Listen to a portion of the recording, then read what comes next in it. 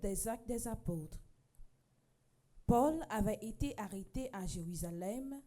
Le lendemain, le commandant romain voulut savoir à quoi s'en tenir sur les accusations des Juifs contre lui.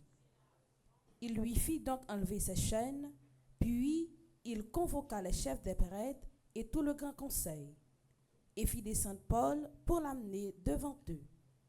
Paul se rendit compte qu'il y avait là le parti des Sadducéens et celui des pharisiens. Alors, devant le conseil, il déclara d'une voix forte: « Moi, frère, je suis pharisien, fils de pharisien.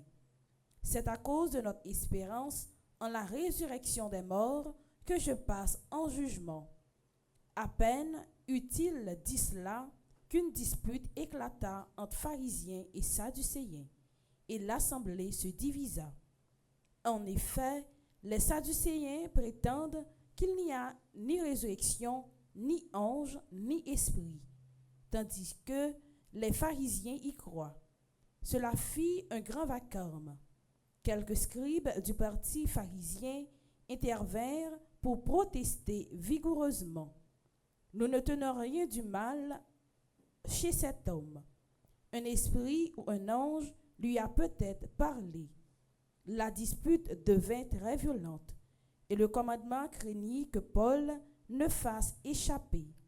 Il ordonna à la troupe de descendre pour l'arracher à la mêlée et le ramener dans la forteresse.